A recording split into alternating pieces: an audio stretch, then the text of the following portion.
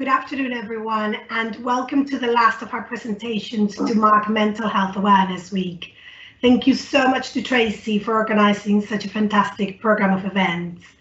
Today, I'm delighted to introduce Derek, Tracy and Riadh Abed, who will be exploring why mental disorders exist and persist from an evolutionary perspective.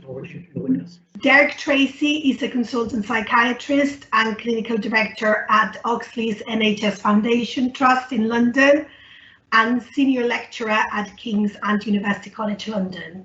Riadh Abed is a retired consultant psychiatrist and founding chair of the Evolutionary Psychiatrist Special Interest Group, as well as secretary of the section of evolutionary psychiatry at the WPA. As always, if you have any questions for our speakers, please email them directly to Tracy. I will now hand you over to Derek. Tracy.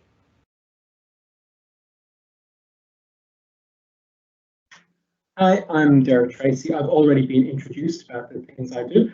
One of them is I'm on the executive of the Special Interest Group for Evolutionary Psychiatry. So this is a real particular pleasure for me. And I get a very easy job today. I just have to ask questions and I get to sit back and be educated like the rest of you. And we have with us, I'm really pleased, someone I'm going to call the father of UK evolutionary psychiatry, Riadh Abed, who is the outgoing chair of the Special Interest Group. And I'm going to start with my first question is the obvious one, I guess. We have one on mental health perspectives in evolution. Why care about evolution? How can it help us in psychiatry and mental health? Right. Well, thank you very much, Derek, and thank you to the college for setting up this discussion. I would say that evolutionary perspective is important to all doctors and not just to psychiatrists. It's also important to all mental health professionals for a number of reasons. First, it's always helpful to start from a factual and scientifically correct position, which is that humans are evolved organisms. And this means an explicit recognition that all our bodily systems and structures, as well as our minds, have been shaped by and are the products of evolutionary processes. Now, these facts may seem now self-evident, but they have profound implications that are not at all self-evident, and they require hard scientific work to uncover and understand. Unfortunately, from my point of view, mainstream psychiatry has largely ignored the need to engage with such questions. For example, psychiatry has proceeded to identify and treat psychological dysfunction without first formulating a coherent understanding of normal psychological functioning. And I would suggest that we can't begin to understand normal human psychological functioning without reference to evolution. I would also suggest that in psychiatry, evolutionary psychology can take the role that physiology has in the rest of medicine. I would suggest that taking an evolutionary perspective makes it possible for us to appreciate that distress and psychic pain can arise as a design feature of perfectly functional systems. It also guides us to ask such questions as, why do mental disorders exist and persist in humans? There are so many ways and so many things one can say about the benefits of evolution, but I should emphasize that evolutionary thinking doesn't provide us with ready-made answers. What it does, it helps us formulate the right kind of questions.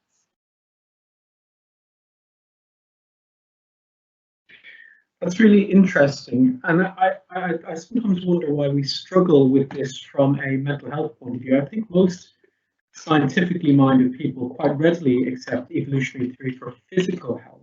And yet we struggle with this from a mental health point of view, where we see perhaps entirely reactive to environment around us and without thinking about why this might be occurring. I wondered if we might take maybe, I'm going to call them more simplistic examples, but if we consider perhaps anxiety or depression as exemplars, how can we take an evolutionary perspective to help us understand anxiety or depression?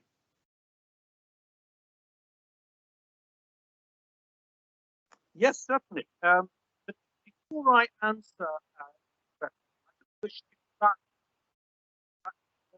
evolutionary psychiatrists adhere to the same evidence-based practice. So, science that all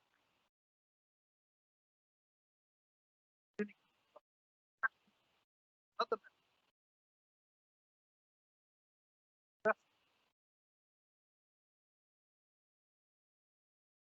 just yes, a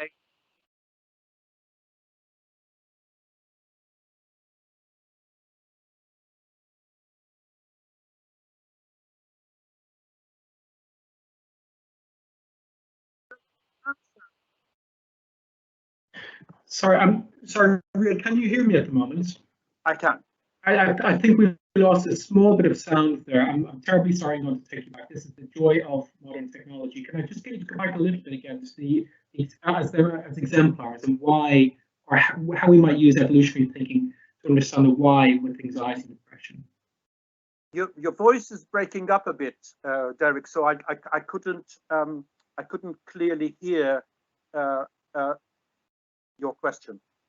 Apologies, it was. I think we've had a little bit of a technological error on both sides with the sounds. I was just going to repeat the question about why or how an evolutionary perspective can help us understand the why of anxiety and depression. Yes, I mean what I started by stating was that that evolutionary psychiatrists are no different from mainstream psychiatrists in their adherence to best practice guidelines with regards to patients with clinical anxiety and depression should receive appropriate assessment. I wanted just to underline to receive appropriate assessment and treatment. I just wanted to underline this in case there are those who may mistake our approach for aiming at minimizing the clinical the distress of patients suffering from these conditions. So I'll start by answering now the question. And my view is that evolution can certainly help us explore the nature of anxiety and depression, first of all, by prompting us to think about the function, about the possible functions of anxiety and low mood. We know, for example, that anxiety is a state designed to protect us from immediate or imminent risks, both known and unknown. So the function of anxiety, we have a reasonably clear idea about. Low mood, on the other hand, is a state that is experienced by the majority of people in response to setbacks, losses, and failures. But its function is less clear and has been subject to much theorizing and speculation by evolutionists. Now, it's fascinating that while psychiatrists feel confident about identifying and treating states of pathological depression, not many have given much thought to the possible functions of sadness, a capacity that most of us have under certain circumstances. Now, think about grief. Virtually everyone has or will experience grief at some time during our life. And the features can be indistinguishable from depression during the first few weeks. So this universal state or capacity must have been designed by selection. However, the function of grief is less well understood, although there are very interesting evolutionarily informed theories and models of grief. Of course, grief has been considered by many as a prototype for understanding depression. Now, one useful way of viewing anxiety and depression is to see them as defenses. Now, think about cough, pain, fever, or vomiting. These are all defenses that have been designed by selection as protective mechanisms. But they can be overexpressed and become harmful in themselves. Now, one topical example of how defense can be harmful actually comes from the experience of the COVID pandemic. Many of the listeners will probably know that a large proportion of deaths, or the majority of deaths from COVID-19, is due to what's called the cytokine storm. The cytokine storm is an overreaction of the immune system that is designed. The immune system is designed to protect us against pathogens, but its overreaction in the context of COVID actually can kill us. So this strange property of defense systems, this can be explained taking an evolutionary perspective. So it's therefore possible to view anxiety and depression as defenses that are useful under certain circumstances, that can be expressed as false alarms. The question is, why is this so? What makes this risk? What creates this risk? Now, if we start by noting the two kinds of errors any defense or alarm system can make. All defense systems, whether man-made or biologically evolved, can make two kinds of errors. One error is to activate when the danger or risk is not present, and that's called a false positive. And the other one is to fail to activate when the danger or risk is present, and that's a false negative. And given that, defenses and alarms quite often defend against very serious, even lethal risks, then a universal design feature of all these, biological and man-made, is to err on the side of caution. And that means that a design feature of all defense systems is to allow for false alarms. That is part of their design. Now, this was first described by Randolph Nessler and is referred to as the smoke detector principle. Now, this principle actually applies very widely to biological systems, not just to psychological. It applies to biological systems, even now being applied to cognitive and it's applied in engineering as well, smoke detector being a prime example.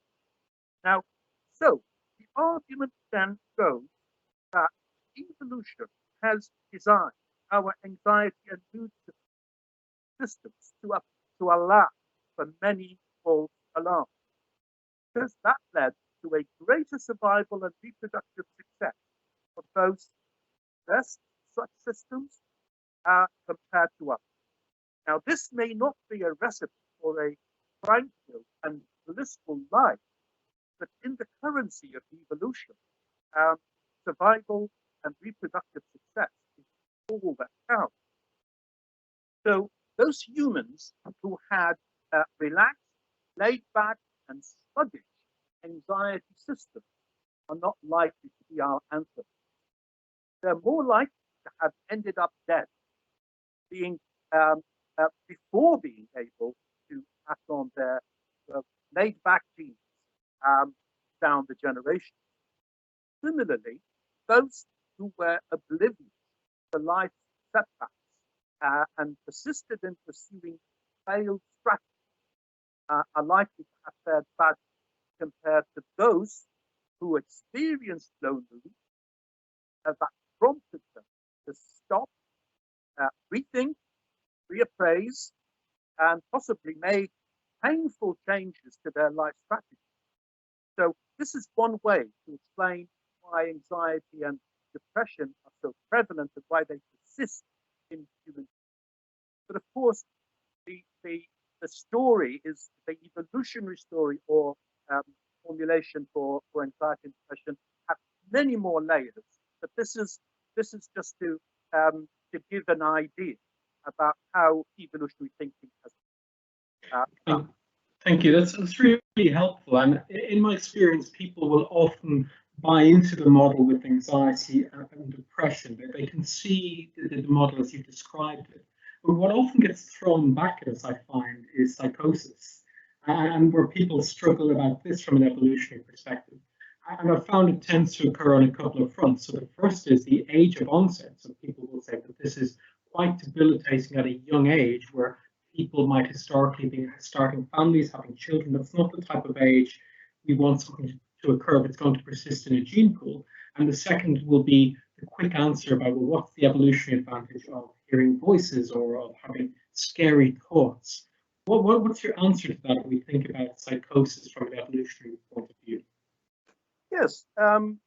Well, interestingly, schizophrenia is the condition that has generated the greatest number and range of evolutionary explanations and theories for precisely this reason that you have just explained, which is how can such a devastating condition, so harmful to the person's functioning and fertility or fitness in evolutionary parlance, hitting people at the peak of their reproductive years, persist in the population and not be weeded out by selection.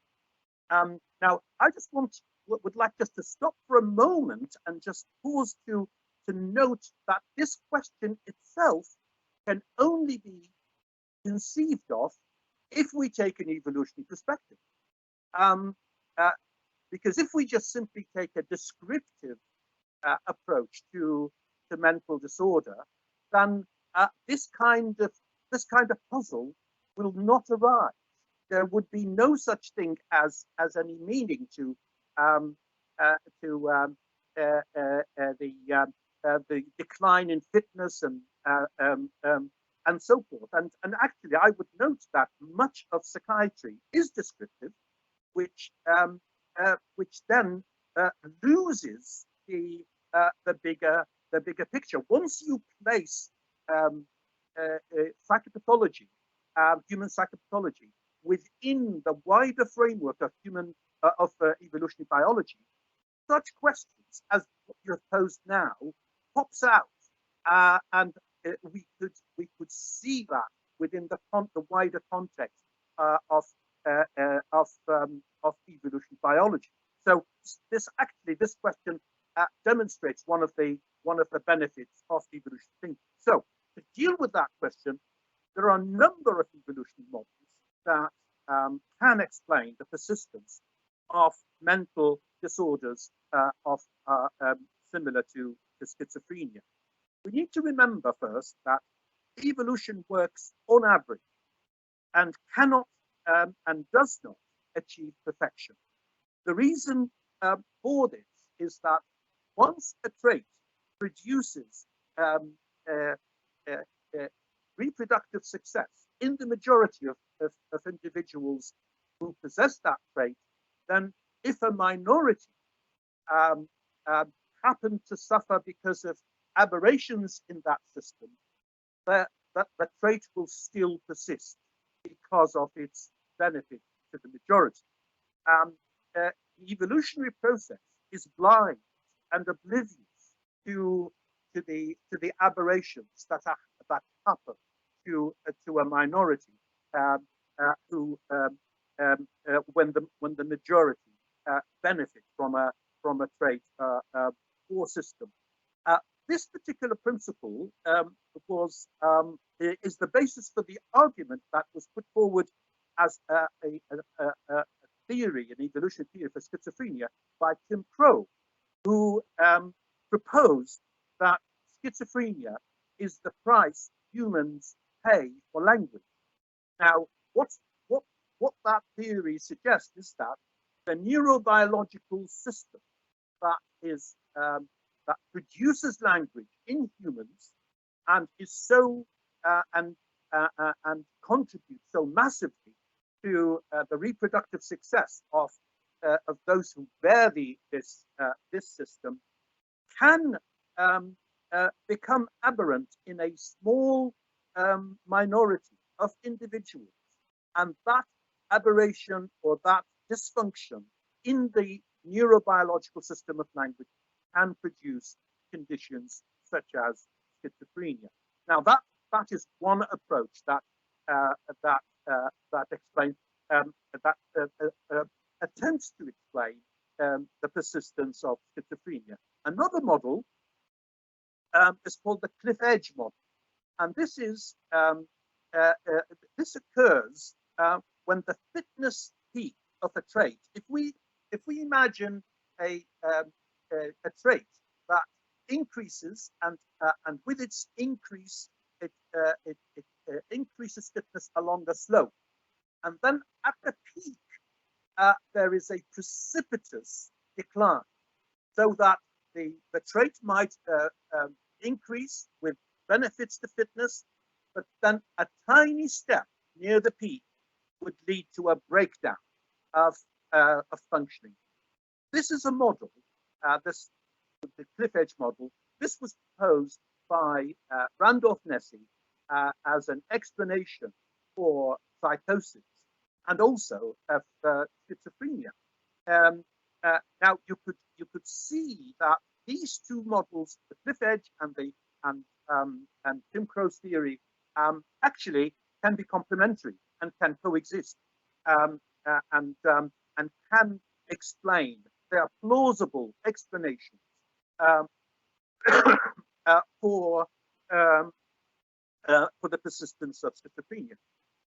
Another example or model is one that I proposed about a decade ago, and it goes down a different route, and it's a mismatch model that states that schizophrenia is the result of a range of novel social circumstances that didn't exist in our hunter-gatherer past,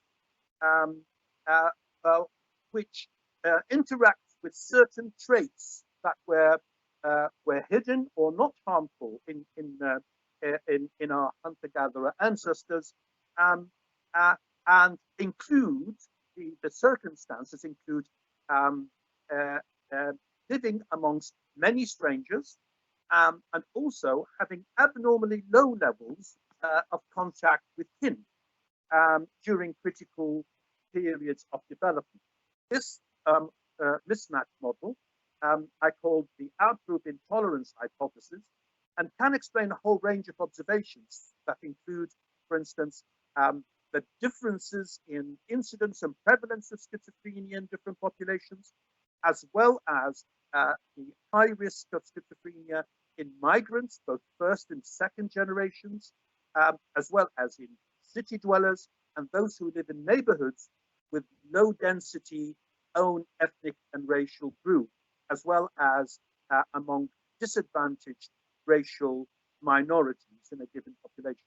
Now, these are some examples of evolutionary explanations for the persistence of schizophrenia. Can I just add one more point, which is that it's a common assumption that that evolution shapes disease and disorder, and that diseases and disorders must have benefits to fitness. Well, I think Randolph-Nesse has quite often tried to correct us on that. Selection doesn't design diseases and disorders, it designs vulnerability.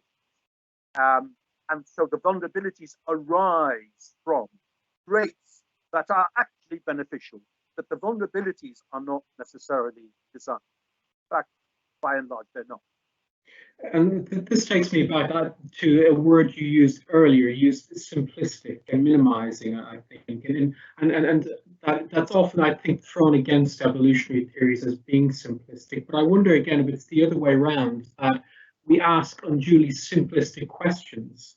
And I wonder if one of the challenges for us, I don't know if it tracks back to A-level biology with eye color and Mendelian changes. I wonder if we need to educate ourselves in how to think along evolutionary perspectives.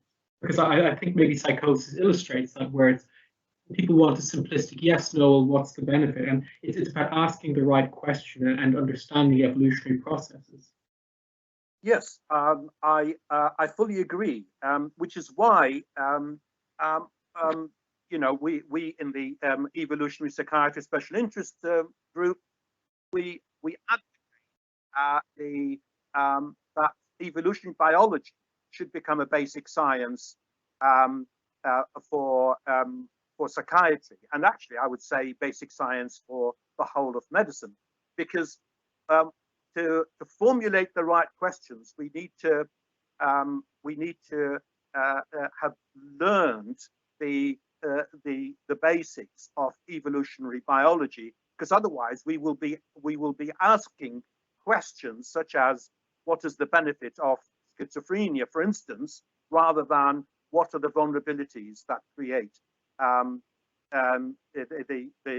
know, that can lead to this condition.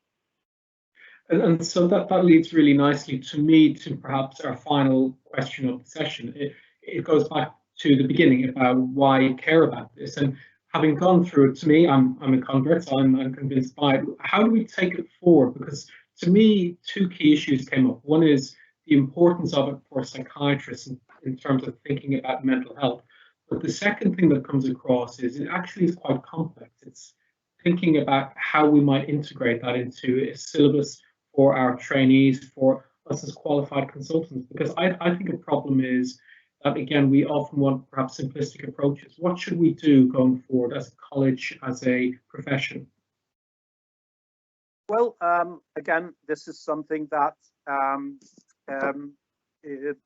we at the Evolutionary Psychiatry Special Interest Group have talked about and written about, and I would refer colleagues to the editorial that was published in the British Journal of Psychiatry, December 2019, where we put forth some of the basics that really need to be added to the current syllabus for psychiatric trainees. Such basic knowledge as, for instance, thinking about causality in an evolutionary perspective and not limiting it to proximate mechanistic causes, so that you know, we have proposed, for instance, that Tinbergen's causal system is incorporated, just as an example, which involves 4 categories of causes, and which may not be familiar to many psychiatrists, but you know, that forms the basis of causality in the whole of biology. And there are others, such as, for instance, teaching our trainees the various pathways, the evolutionary pathways for the persistence and the existence of disorders. So, you know, basic principles such as those, I think, would be a very good start.